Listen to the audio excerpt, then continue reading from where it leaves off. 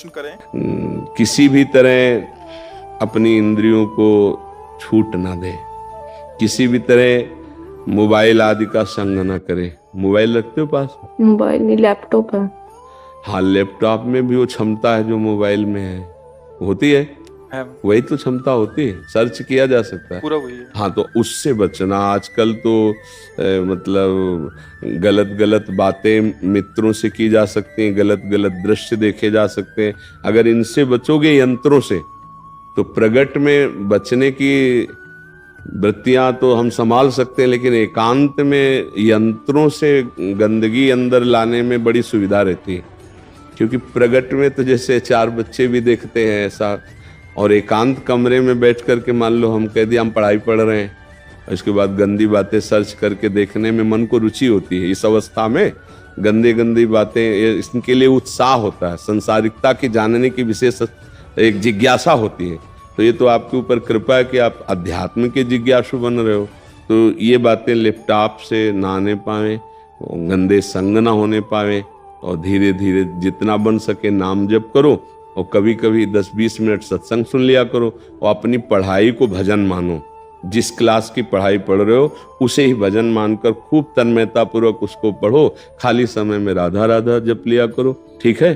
कोई भी ऐसी बात जो तुम्हारे मन को परेशान कर रही हो, अपनी मम्मी पापा से बात कर लो। क्योंकि इस अवस्था में आप ब्रह्मचर्य धारण करना चाहते हैं, आप संयम से चलना चाहते हैं। हमें बहुत अच्छा लगा, आप भगवत कृपा पात्र हैं, आप आगे बढ़िए। बस इतना है कि गंदे बच्चों से बचिए। अभी खास जो बचने का उपाय है कि जो बच्चे तुम्हें गंदी बात सिखाएं, गंदी बात सुनाएं, गंदी क्रियाओं की तरफ प्रेरित करें, उनसे दूरी बना लीजिए। जो ऐसा नहीं कि सब गंदे बच्चे होते, जो बच्चे अच्छे हैं उनका संग कीजिए, नहीं तो अलग रहना सीखे। स्कूल गए, पढ़ाई की, अपने घर आ गए सुरक्षित। ऐसे बच्चों का संग जो आपके जीवन को गलत दिशा में, आपको तो पता ही ना कि गलत दिशा क्या होती है।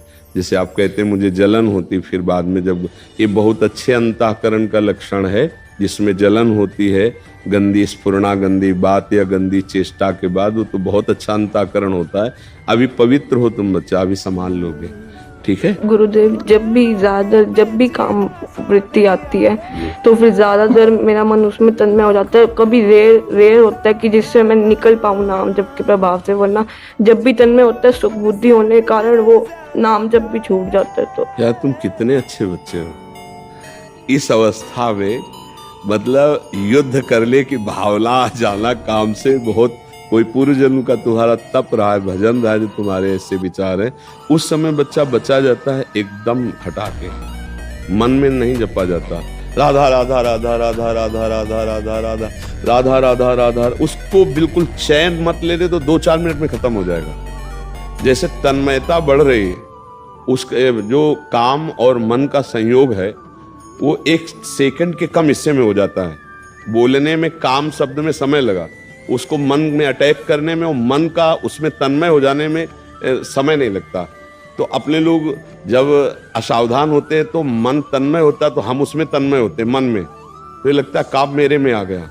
अब हम विक्षिप्त होंगे, अगर लड़नी है तो हम बहुत परेशानी का अनुभव करें। परेशान भी नहीं होना, उस समय देखना है कि मन और काम एक हो चुका है और मैं इसका देखने वाला हूं, ना कि मैं इसमें तन्मय हूं। अब मुझे अपने मन को बचाना है, तो राधा राधा राधा राधा राधा। उस समय मन कहेगा कि नहीं बोलना है, चुप रहो, हम जो चिंतन करवा रहे उसे चिंतन करो, नहीं करना, राधा राधा राधा राधा राधा। 1-2-3 मिनट लगेंगे, 2-3 मिनट। अगर आप थोड़ी तन्मयता तो आपको शांति मिलने लगेगी, और वो शांत, अगर पहली बार हरा दिया तो अगली बार और कम समय में हारेगा, और धीरे धीरे तुम उसको हराना सीख जाओगे। पर ये है कठिन, क्योंकि ऐसे सानिध्य मिल जाएंगे कि आप लड़ते लड़ते कि कब तक लड़ूं, फिर उसमें पहुंच जाएंगे। आपको ऐसे प्रियजन मिल जाएंगे जो आपको कि काहे को तुम ऐसे, कुछ नहीं होता। आपको डॉक्टर की भाषा दिखा देंगे कि देखो लिखा हुआ है कि इससे आपका स्वास्थ्य अच्छा होगा। वो आपको ऐसे हर्षवर्धन करने वाले जो विकार को आप स्वीकार कर ले, ऐसी माया संग दिला देगी, ऐसी बातें दिला देगी कि आपका स्वास्थ्य अच्छा रहेगा, आपका जो माइंड डिस्टर्ब हो जाता है वो फ्री हो जाएगा, आप शांत हो जाएंगे। ऐसी तो आपको लगेगा कि बढ़िया, काहे को इतना लड़े, पर वो गलत दिशा है, वो दिशा नष्ट करने वाली है। थोड़ी देर के लिए वो निष्कामता आती है, जब हम किसी क्रिया को कर लेते हैं तो उस क्रिया की कामना का त्याग हो जाता है, उससे शांति मिलती है, ना कि उस क्रिया से। उस क्रिया की कामना गई और थोड़ी देर बाद जब वो भूत और बढ़ के चढ़ेगा, फिर वो धीरे धीरे नष्ट करता चला जाता है। तो हमें लगता है अगर पहली सीढ़ी पे इसे रोक लिया जाए तो बहुत उत्तम होता है। तो आप इसे हारिएगा नहीं, ठीक है। हाँ, जब कभी ऐसा हो तो जोर जोर से राधा राधा राधा राधा बोलिएगा, या सत्संग सुनते हुए टहलने लगिएगा। इसको एकांत मत दीजिएगा और अंदर से इस पे डूबिएगा मत। वो डुबाना चाहेगा, समझ रहे हो ना बच्चा हमारे, डूबिएगा मत, ठीक है।